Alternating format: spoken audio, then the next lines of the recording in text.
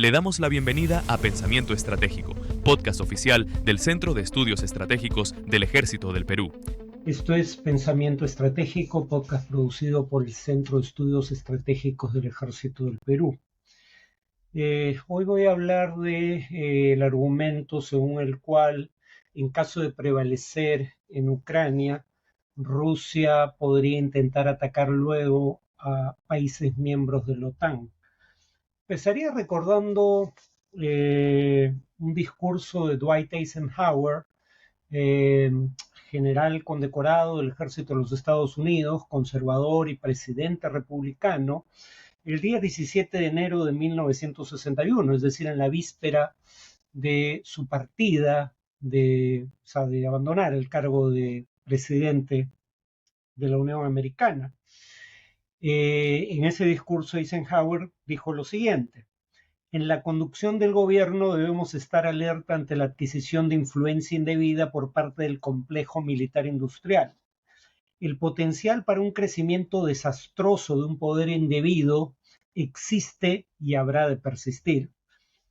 El término complejo industrial militar, contra lo que se suele creer, no lo acuñan enemigos de los Estados Unidos o radicales dentro de ese país, lo acuña en ese discurso Dwight Eisenhower, militar condecorado, digamos que dirigió a las fuerzas americanas, a las fuerzas aliadas, de hecho, durante el desembarco en Normandía, en la Segunda Guerra Mundial. Y menciono esto porque, si bien puede discutirse cuáles son las intenciones de Vladimir Putin, si son defensivas u ofensivas, y en caso de ser ofensivas, qué alcance tendrían, si busca restablecer el viejo imperio soviético o si busca expandirse hacia Europa Occidental, al margen, repito, de las intenciones que se puedan atribuir al gobierno ruso bajo la conducción de Vladimir Putin, está el tema fundamental de las capacidades. ¿Qué capacidades tiene para llevar a cabo esas intenciones? Entonces, no importa qué tan ambiciosas sean las intenciones que se atribuyan al gobierno ruso, si no tiene ni por asomo las capacidades para llevarlas a la práctica, las intenciones se quedan en eso. Y aquí yo sugeriría que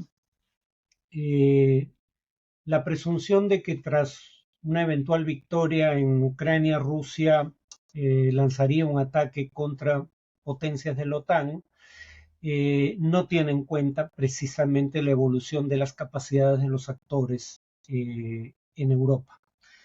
Empecemos con las capacidades de Rusia y cómo han sido mermadas por una guerra contra una potencia menor como Ucrania, aunque con un decidido apoyo de la OTAN. Pero el punto clave aquí es si Ucrania con apoyo de la OTAN pudo deteriorar a tal grado las capacidades de Rusia, es de presumir que eso es mucho menos que el grado de deterioro en las capacidades de Rusia que podría infligirle la propia OTAN en caso de ser atacada. En el caso de Rusia en Ucrania, lo que hay que tener en cuenta es que casi todas las conquistas territoriales rusas en Ucrania se producen en las primeras semanas del conflicto, que ya lleva más de 3 años. Según la revista The Economist, en abril de 2022, es decir, 2 meses después de iniciado el conflicto, Rusia había capturado el 19.6% del territorio de Ucrania, pero había capturado casi 20% del territorio ucraniano, sufriendo solo 20.000 bajas entre muertos y heridos. En febrero de 2025, según la misma fuente, Rusia controlaba 19.2% del territorio de Ucrania, es decir, 0.4% menos que en abril de 2022, pero mientras en abril de 2022 había capturado 19.6% del territorio ucraniano, sufriendo 20.000 bajas entre muertos y heridos, en febrero de 2025 tenía una proporción ligeramente inferior al territorio ucraniano, pero había sufrido 800.000 bajas entre muertos y heridos, según el cálculo del Instituto Internacional de Estudios Estratégicos con sede en Londres. Según esta fuente, en enero de 2025, Rusia había sufrido ya un mínimo de 172.000 soldados muertos, 172.000 soldados muertos a enero de 2025 y 611.000 soldados heridos. De esos 611.000 soldados heridos, 372.000 no iban a poder recuperarse y volver al combate. Es decir, la mayoría de los heridos son heridos con discapacidades permanentes. Además, según la misma fuente, el Instituto Internacional de Estudios Estratégicos, hacia enero de 2025, Rusia había perdido más de la mitad de sus 7.300 tanques.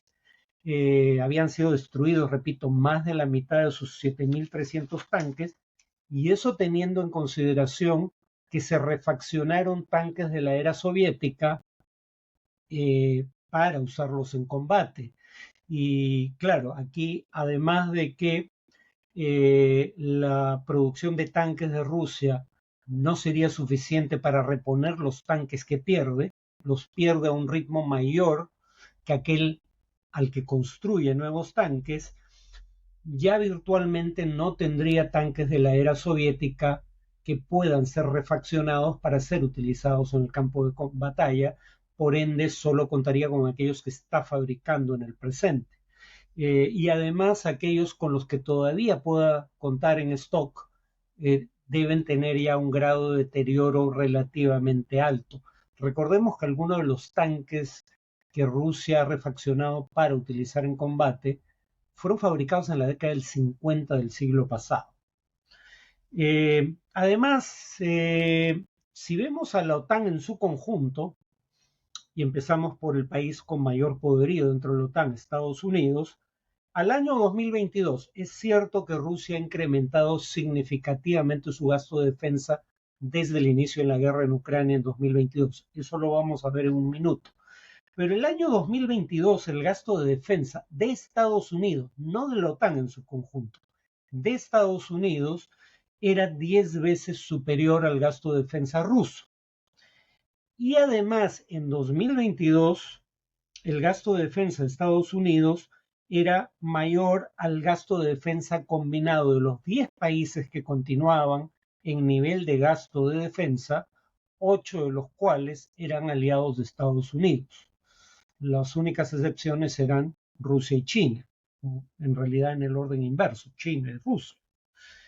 Rusia ha podido prevalecer en Ucrania porque mientras la OTAN ha destinado al apoyo a Ucrania el equivalente a poco menos del 0.2% del PBI combinado de los países de la OTAN, del Producto Bruto del conjunto de países de la OTAN, Rusia en 2024 destinó al gasto en defensa, básicamente para pelear la guerra en Ucrania, el equivalente al 8% de su PBI.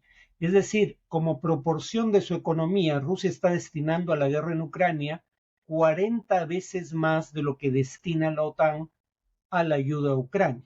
Por eso puede prevalecer. No porque tenga un gasto de defensa superior o una capacidad militar en general superior a la de la OTAN. Y aunque probablemente hayan oído hablar más de una vez del efecto que todo esto tiene sobre la economía rusa y luego se enteran que la economía rusa creció el año pasado en cerca de 4%, lo que hay que tener en consideración es que, claro, Rusia tenía estabilidad macroeconómica y un bajo nivel de endeudamiento público. Entonces, cuando empieza la guerra, tenía margen de maniobra para hacer crecer el gasto público, porque virtualmente no tenía déficit fiscales antes de la guerra, y en segundo lugar tenía una deuda pública que era relativamente pequeña como proporción de la economía. Entonces Rusia ha podido endeudarse, era sujeto de crédito en mercados internacionales para cubrir el esfuerzo de guerra. Pero finalmente tenemos ya indicios de deterioro en la economía rusa, precisamente porque se destinan tantos recursos, en particular mano de obra, a la guerra, mano de obra que por ende escasea en otros sectores de la economía. Ya dije que Rusia ha perdido entre muertos y heridos alrededor de 800.000 soldados. Precisamente en parte por esto ya la inflación en Rusia alcanzó los 2 dígitos. Hace ya unos meses que superó el 10%. Y para combatir la inflación, el Banco Central ha subido las tasas de interés a un 21%.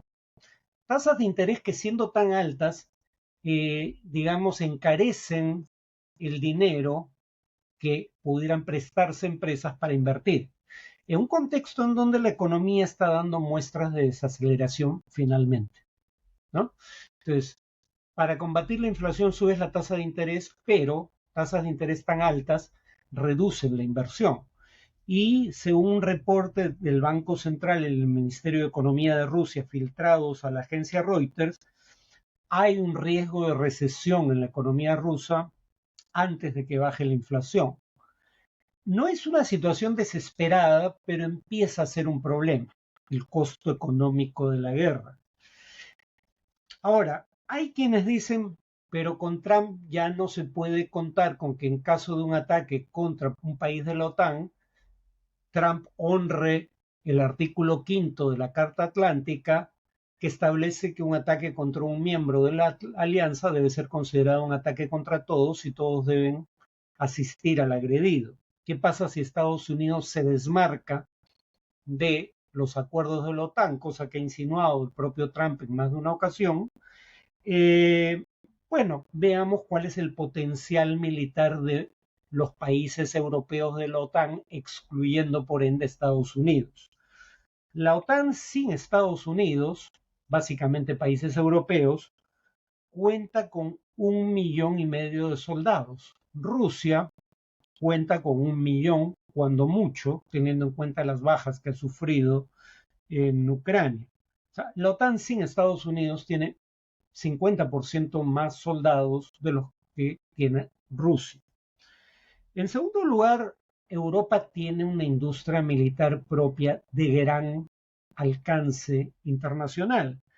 Por ejemplo, dejando nuevamente de lado a Estados Unidos, el mayor exportador mundial de armas por un amplio margen, 5 de los otros 9 mayores exportadores de armas en el mundo son países europeos.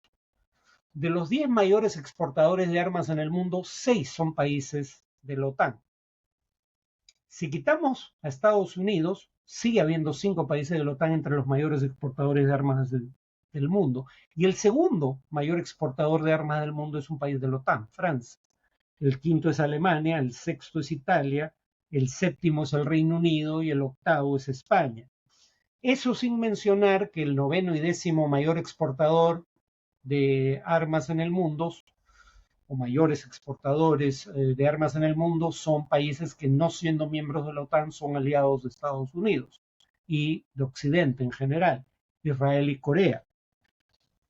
Los únicos países que podrían considerarse hostiles a Estados Unidos, que son grandes exportadores de armas, son Rusia y China, en tercer y cuarto lugar.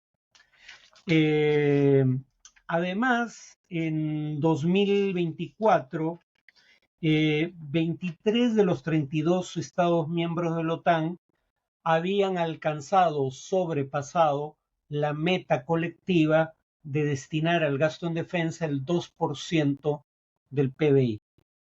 23 de los 32 miembros de la OTAN. Y en 2024, el gasto de defensa de los países de la Unión Europea, la virtual totalidad de los cuales son miembros de la OTAN, el gasto combinado en defensa de los países de la Unión Europea equivalía a 326.000 millones de euros. O sea, esto debe ser unos 340.000 a 345.000 millones de dólares, lo que gasta en defensa el conjunto de la Unión Europea. Eso equivale a su vez a 1,9% del Producto Global de la Unión Europea, de la economía de la Unión Europea, o sea, al borde de la meta del 2% para el conjunto de la Unión Europea.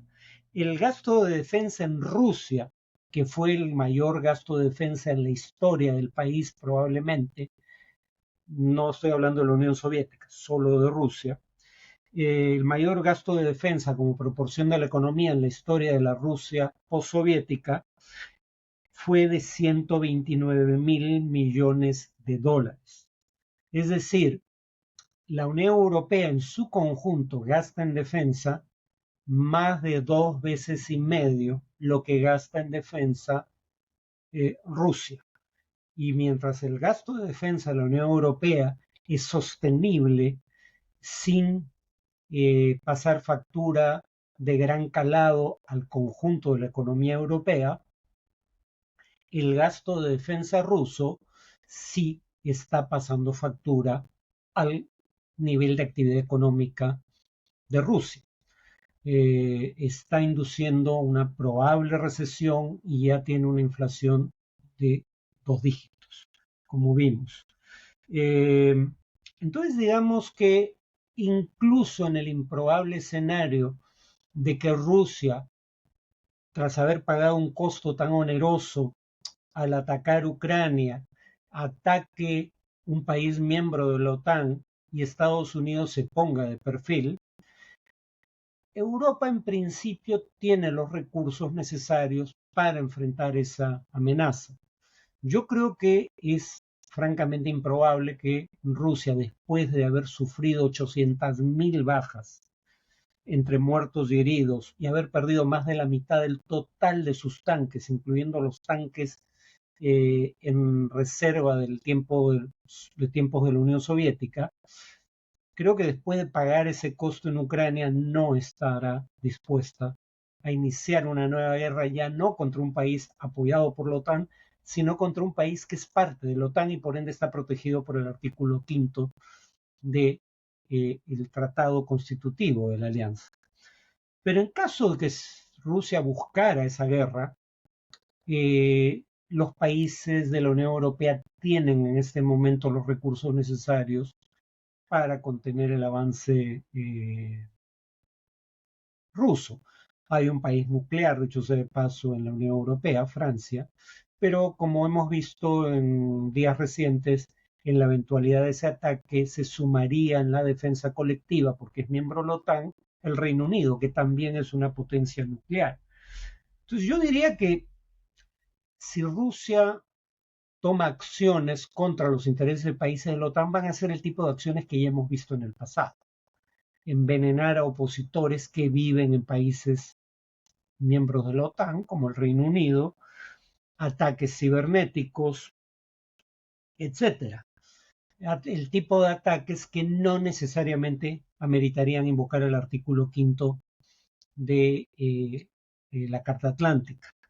Pero la presunción de que Rusia estaría dispuesta a lanzar un ataque armado contra un país de la OTAN me parece francamente descabellada, pero incluso si me equivoco y se produjera ese ataque, no es cierto que los países de la Unión Europea no tengan medios para contener un ataque ruso, y además claramente están tomando la decisión de aumentar su gasto en defensa, así que mientras más tiempo pase, mejor preparados estarán para ese fin.